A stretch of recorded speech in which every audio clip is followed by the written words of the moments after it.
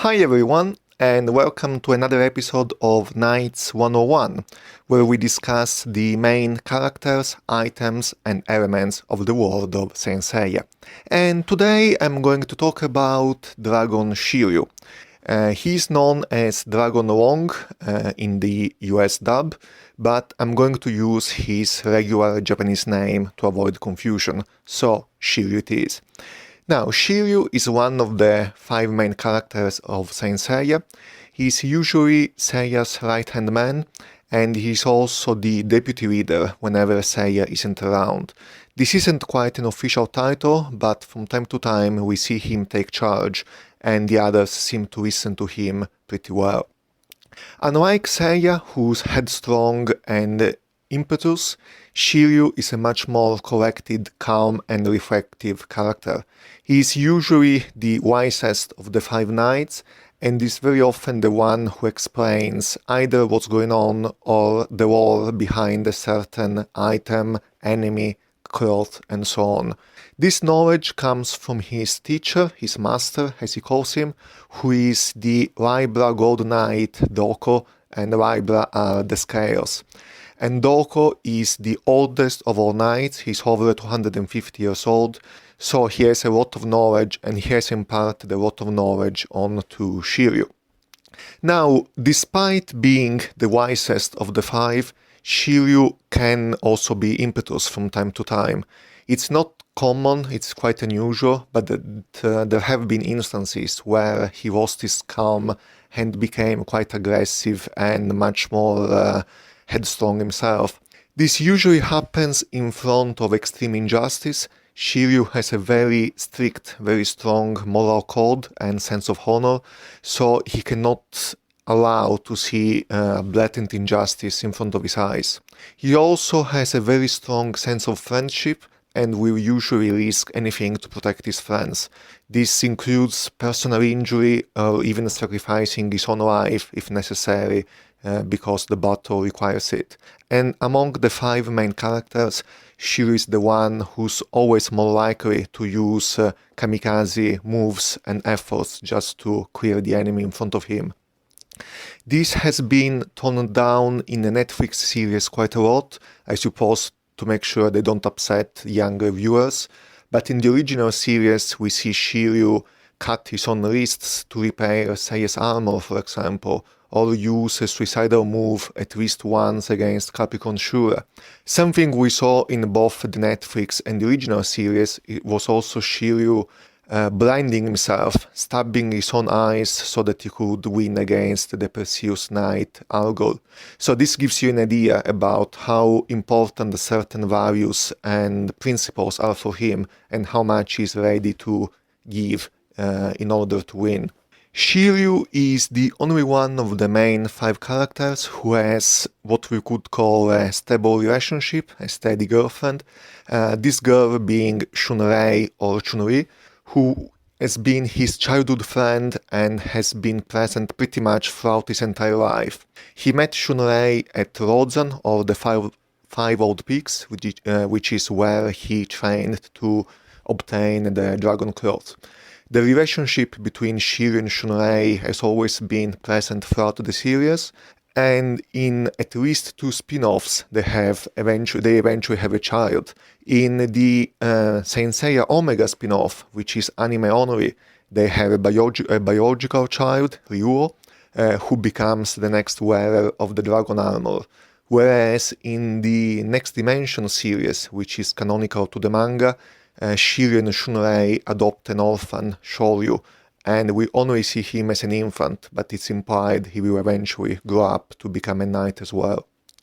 The depth of the relationship between Shiryu and Shunray becomes obvious in the fight against the Cancer Gold Knight Deathmask, because when it looks like Deathmask has killed Shunray, Shiryu's rage explodes and he beats him almost to death. Again, this has been toned down a little bit in the Netflix series, but in the original series he's much more violent and aggressive, believing Shunray to be dead and wanting to avenge her no matter what. Shiryu has a number of fighting techniques. The most common one, the one he uses more often, being the Rozan Shoryuha, which has been called Rozan Shenrobat in the English dub. This technique has been powerful enough to reverse the flow of the Rozan waterfall in China, and this is metaphoric because in Chinese lore, the dragon, before becoming a dragon, is only a carp, a fish, and the carp has to swim upstream up a waterfall, and then eventually it emerges as a dragon. So Shiryu reversing the flow of the waterfall is symbolic of him becoming the new Dragon Knight. Shiryu also has the Rozen Ryui Sho, which is basically a straight version of the Shoryuha. The Shoryuha punches upwards, whereas the Ryui Sho punches straight in front of him. He has the Rozen Hyakuryuha, which is the 100 Dragons overall. It's basically a more powerful version of the Shoryuha. This he learns later on in the series. He has the Rozen Koryuha, that's a suicidal technique, and he has also been gifted Capricorn's Shura Holy Sword Excalibur, which rests in his arm. And this actually tells a lot about Shiryu as a character, because he's always, or at least often, able to make a connection with his foe. So very often he wins, but he doesn't only win the battle, but he also wins the respect of his enemy. And that usually happens because his foes are impressed by how determined and how ready to sacrifice everything he is. And so even though they die with a good heart and owe him their future. Shiryu is also the second physically strongest of the five knights. He's only behind the Phoenix Ikki. And his armor is the most resistant of the bronze armors. On his left arm is a shield, the dragon shield, which is said to be indestructible. Now this is a little bit of a running joke, because in the original series, the supposedly indestructible shield has actually been destroyed a number of times.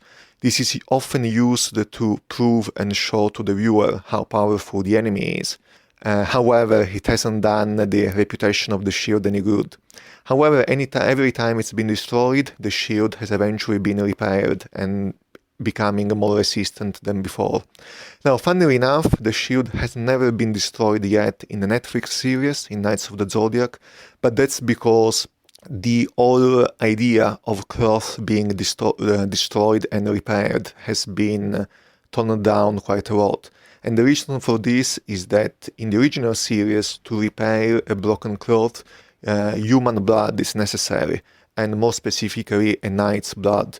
There is a specific process that allows the Aries Saint usually to be able to give life back to the clothes. That's something I will be talking about in a separate video.